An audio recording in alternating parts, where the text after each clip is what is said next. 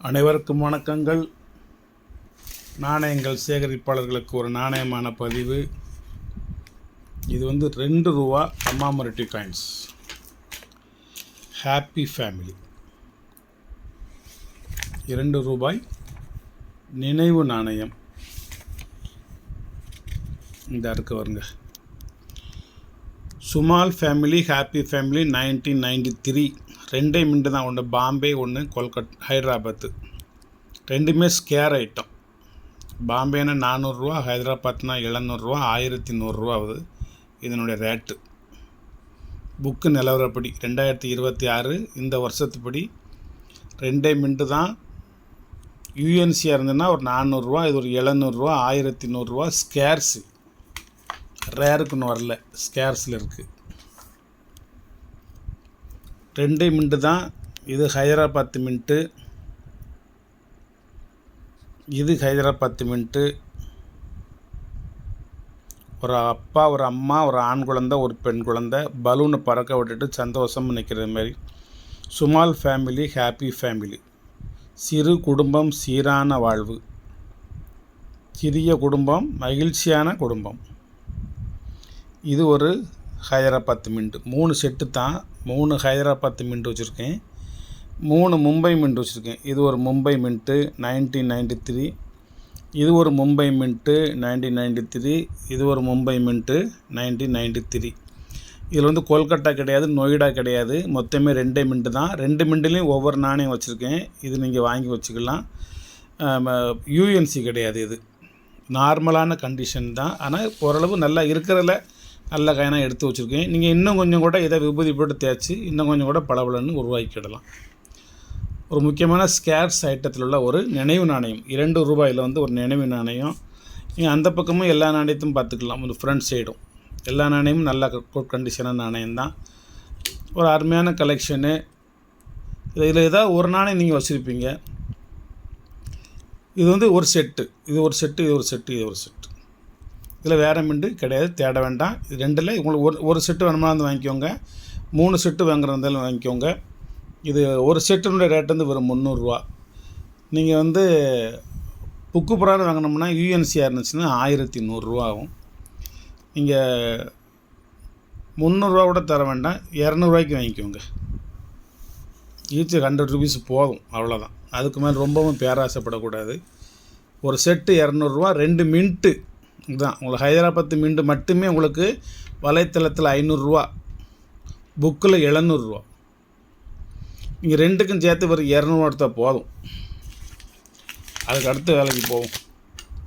நான் பொய் சொன்னால் பார்த்துக்கோங்க. இந்த இருக்கு பாருங்க, happy family, small family happy family. Hyderabad mint ₹500 போட்டிருக்கா.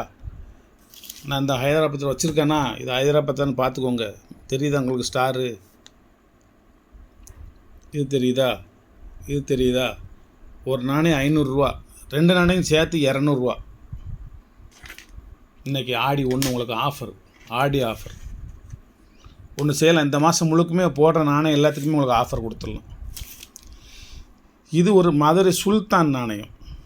இந்த இருக்கு பாருங்க, கட்டியாக பெருசாக இருக்கும். இதெல்லாம் ஒன்று 15 கிராம் இருக்கும், இது 10 கிராம் இருக்கும், இது 8 கிராம் இருக்கும், இது 6 கிராம் இருக்கும். இதெல்லாம் உள்ள நிறைய எழுத்துக்கள், அரபு எழுத்துக்கள். கவருக்குள்ளே இருக்கு, நான் எடுக்கலை. இதை நான் ரெடி பண்ணி வச்சு ஒரு 20 வருஷம் இருக்கும். இது சுல்தான்லேயே இது சின்ன காசு, 14ஆம் நூற்றாண்டில் உள்ளது. ஒரு 500-600 வருஷத்துக்கு முந்தி உள்ளது. காலம் கிபி 14ஆம் நூற்றாண்டு. முன்புறமும் பின்புறமும் அந்த கால உருது மொழியில் எழுதப்பட்டு உள்ளது. எடை சுமார் 2 கிராம் இந்த நாணயத்துக்குள்ள எடை. இதெல்லாம் அதுக்கு அப்புறமா வச்சது. உலோகம் கலப்பு உலோகம். கிடைத்த இடம் ராமேஸ்வரம். கலப்பு உலோகம்னு சொல்றதை விட பியூர் செம்பு. சுமார் 600 வருடங்களுக்கு முன் மதுரையில் சுல்தான்களின் ஆட்சி ஏற்பட்டது. கிபி 1310 முதல் சில ஆண்டுகள் தளபதி மாலிகாபூர் என்பவனே மன்னனாக கருதப்பட்டான். இறுதியில் பாண்டிய மன்னன் விக்ரம பாண்டியனால் தோற்கடிக்கப்பட்டு டெல்லிக்கு விரட்டப்பட்டான். அந்த இடைப்பட்ட காலங்களில் மாலிகாபூர் ராமேஸ்வரத்தை தாக்கினானா என்பது தீர்க்கப்படாத புதிராக உள்ளது. அவன் இங்கு வந்திருக்க மாட்டான் என்றும் போரிட்டு இருக்க மாட்டான் என்றும் கூறுவதற்கு வாய்ப்பு இல்லை. இங்கு வந்ததாகவும் அவனை எதிர்த்து தாயுமான சுவாமிகள் சில சிவனடியார்களோடு எதிர்கொண்டு ராமேஸ்வரத்தில் அப்போது வாழ்ந்த சில இஸ்லாமியர்களையும் துணைக்கி அழைத்து கொண்டு போரிடச் சென்றார். யார்? தாயுமான சுவாமிகள். இதை முற்றிலும் எதிர்பார்க்காத மாலிகாபூர் போரை தவிர்த்து ராமேஸ்வரத்தில் மிகவும் பழமை வாய்ந்த ஆபுல் காபுல் தர்காவை செப்பனிட உதவிகளை செய்து தன்னுடைய போர் வாளையும் தர்காவில் ஒப்படைத்துவிட்டு சென்று விட்டான் என வரலாறும் வாய்வெளி செய்தியும் கூறுகிறது. இந்த மாலிக் காபூரின் போர்வாள் ஆபுல் காபுல் தர்காவின் நிர்வாகி திரு தும்மினி மரைக்காயர் என்பவரின் பாதுகாப்பில் இன்னும் உள்ளது. இப்போ அவருடைய குடும்பத்தின் பாதுகாப்பில் இருக்குது. அவர் அன்றைய இந்திய ஜனாதிபதி மரியாதைக்குரிய மாண்புமிகு ஏபிஜே அப்துல் கலாம் அவர்களின் நெருங்கிய உறவினர் ஆவார். எனக்கும் நெருங்கிய நண்பர் ஆவார். இவர் போர் வீரர்களை எதிர்பார்த்து சண்டைக்கு போனார். யார்? மாலிக் காபூர். ஆனால் அங்கே எதிர்த்து வந்தவங்க உள்ள சன்னியாசிகள், சாமியார்கள், கையில் வாளும் இல்லாமல் கேடயமும் இல்லாமல் போர் வாழ் எதுவுமே இல்லாமல் ஆயுதங்களே இல்லாமல் அந்த காவி உடை உடுத்தி ராமேஸ்வரத்து கோயிலை நீங்கள் தாக்கக்கூடாது அப்படின்னு சொல்லி எதிர்த்தாப்பில் வந்ததாகவும், நான் பெரிய பெரிய எதிர்ப்பாளர்களை சந்தித்து அவர்களோடு போரிட்டு வென்று ராமேஸ்வரத்தை கொள்ளையடித்து விட்டு செல்லலாம் என்று நினைத்தேன். இது மாதிரி முற்றும் துறைந்த முனிவர்கள் என்னை எதிர்த்து வரதை நான் விரும்பவில்லை, உங்களை எதிர்க்கவும் நான் விரும்பவில்லை என்று அங்கே ஒரு பள்ளிவாசல் இருக்குது, ஆதாம் ஏவாள் பள்ளிவாசல். அதுக்கு பிறகு ஆபுல் காபுல் தர்கா. நான் அடிக்கடி செல்வது உண்டு. அங்கே 2 சமாதி இருக்குது. 2 சமாதியினுடைய நீளமும் 40 அடிகள், மிகவும் நீளமானது. அப்போ அவ்வளோ பெரிய மனிதர்கள் இருந்ததாக சொல்லுதாங்க. உண்மையானு கேட்டதுக்கு டிராகன் இருக்குல்ல, அதெல்லாம் எவ்வளோ உயரமாக பயங்கரமாக மிருகம் இருக்குது, அதெல்லாம் நம்புறீங்கல்ல அப்படிங்க. அது மாதிரி தான் இதுவும். அந்த காலத்தில் மனிதர்கள்லாம் 35 அடி 40 அடி நீளம் இருந்தாங்க. எத்தனை ஆயிரம் ஆண்டுகள்னு சொல்ல முடியாது. அதுக்கு முன்பே ஆதாமும் ஏவாளும் இறங்கிய இடம் அப்படின்னு சொல்லி அதுக்கு இன்னும் நிறைய கதைகள் இருக்குது. அவர் என் நண்பர். நான் அடிக்கடி அங்கே போவேன். இப்போ நிறைய பேர் போக ஆரம்பிச்சிட்டாங்க. முன்ன நான் அங்கே பணிபுரியும் பொழுது அங்கே அவ்வளோ கூட்டம் கிடையாது. அப்போ மாலிக் அவரோட வாழ் அவங்க வீட்டில் இன்னும் இருக்குங்கிறத நான் உறுதிப்படுத்திக்கிட்டேன். இது யாருக்கும் தெரியாது. ஒரு சில நண்பர்களுக்கு தெரியும், ஒரு சில நண்பர்கள் அதையும் ஆதாரப்பூர்வமாக கொண்டு வாங்க, அப்படி செய்யுங்க இப்படி செய்யலாம் கேட்குறாங்கன்னு சொல்லி அதை ஒரு மறைமுகமாக அவர் பத்திரமே வச்சுட்டாங்க, வெளியே சொல்கிறதில்ல. மாலிக் அவர் ராமேஸ்வரத்தில் நான் இந்த ஒரு நாட்டில் போரிடலாம் விரும்பலன்னு சொல்லி அந்த அல்லாவை தரிசனம் பண்ணிவிட்டு சமாதியில் கும்பிட்டுட்டு தர்கா அதுக்கு பேர் வாழை ஒப்படைச்சிட்டு போனதை நான் என்கிட்ட நேரடியாகவே அவர் பேசி சொல்லியிருக்கார். அது ஒரு அற்புதமான ஒரு நிகழ்ச்சி. இந்த நாணயம் எப்படி ஒரு அற்புதமான ஒரு நாணயமோ அது மாதிரி அது ஒரு நிகழ்ச்சி. அதில் இன்னொரு எத்தனை நிமிஷம் 8 நிமிஷமோ தான். இந்த மாலிக் காபூர் அவர்கள் அந்த ராமேஸ்வரத்தை கோவிலை கொள்ளையடித்து தங்க நகை ஆபரணங்கள்லாம் அள்ளிச் செல்வதற்கு வருகின்றார் என்பதற்காக மற்ற கோயில்களை நேரடியாக டக்குன்னு கோயிலுக்குள்ளே போயெல்லாம் ராமேஸ்வரத்துக்கு இப்படி போக முடியாது. அந்த பாம்பன் தீவை கடந்து போகணும். மண்டபத்துக்கும் பாம்பனுக்கும் இடையில் உள்ள அந்த ஜலசந்தியை கடந்து போகணும். அப்போ அந்த ஓடம் போட்டு இப்படி கடந்து போகணும். இல்லைன்னா நீந்தி தான் கடந்திருக்காங்க அந்த காலத்தில். கடந்து ஒரு ஒற்றையடி பாதையாக கருவலம் உள்ள காட்டுக்குள்ளே நடந்து போகணும் ராமேஸ்வரத்துக்கு. ராமேஸ்வரத்தில் அப்போ வைர வைடூர் நகைகளாக நிறைய இருந்துச்சு. உடனே அங்குள்ள ஐயர்களும் அங்குள்ள இஸ்லாமிய மக்களும் ரொம்ப நெருங்கிய நண்பர்கள். இன்னும் அங்கே ராமேஸ்வரத்துலேருந்து மத கலவரம் இனக்கலவரம்லாம் வராது. அவங்க ஒன்று மண்ணா தாயும் பிள்ளையுமா இருக்காங்க. நம்மளுடைய அப்துல் கலாம்ஜி அவர்களுக்கு நெருங்கிய நண்பர்கள் ஃபுல்லாமே பிராமின் தான். வாத்தியார்லாம் பிராமின் தான். வெங்கட சுப்பிரமணிய ஐயர்.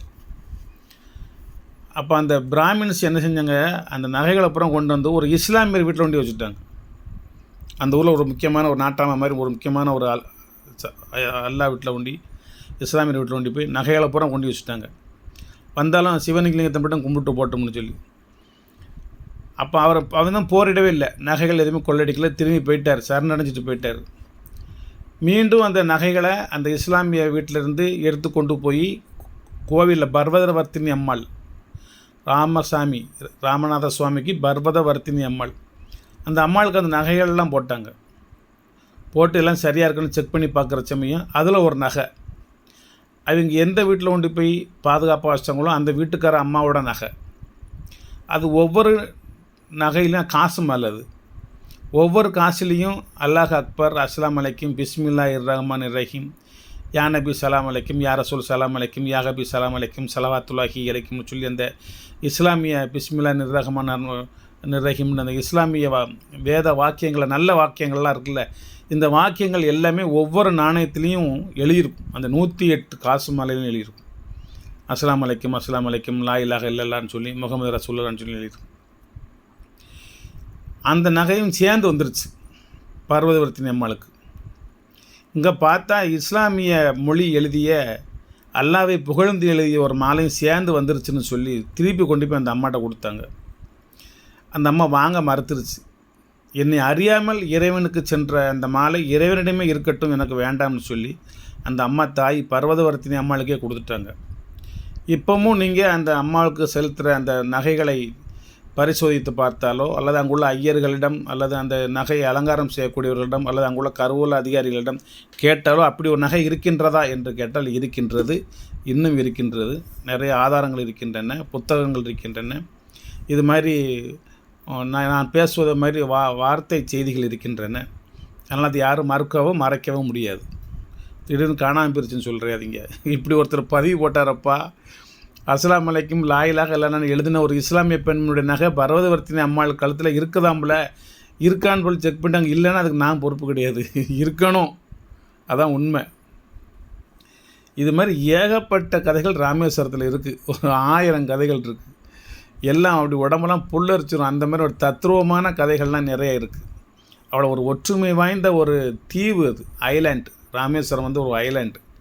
அங்கே தான் உங்களுக்கு 1994 தனுஷ்கோடி அழிந்தது. ஒரு ட்ரெயின் கலந்து 100க்கும் மேற்பட்ட குழந்தைகள் இறந்தது. அந்த சமயம் ஜெமினி கணேசனும் சாவித்திரியும் அங்கே இருந்தது. ஜவஹர்லால் நேரு நேரடியாக வருகை புரிந்தது. இது மாதிரி நிறைய வரலாற்றுகள், இன்னும் அங்கே உள்ள அழியாத வரலாற்று சுவடுகள் நிறைய இருக்குது. வணக்கம், வாழ்த்துக்கள். சப்ஸ்கிரைப் பண்ணுங்கள், ஷேர் பண்ணுங்கள், லைக் பண்ணுங்கள், கமெண்ட் பண்ணுங்கள். நான் பேசுகிறது எதாவது புரியுதா புரியலையான்னு தெரிஞ்சுக்க கமெண்ட் பண்ணுங்கள். பரவாயில்ல, நல்லா இருக்குது, இன்னும் கொஞ்சம் நல்லா சொல்லியிருக்கலாம். இதெல்லாம் நீங்கள் சொன்ன கதைகளில் இந்த ஒரு சில இது பொய் அப்படின்னு சொல்லுங்கள். நீங்கள் பொய், இது உண்மை, நானும் கேள்விப்பட்டிருக்கேன் அப்படிலாம் சொல்லுங்கள். வணக்கம், நன்றி.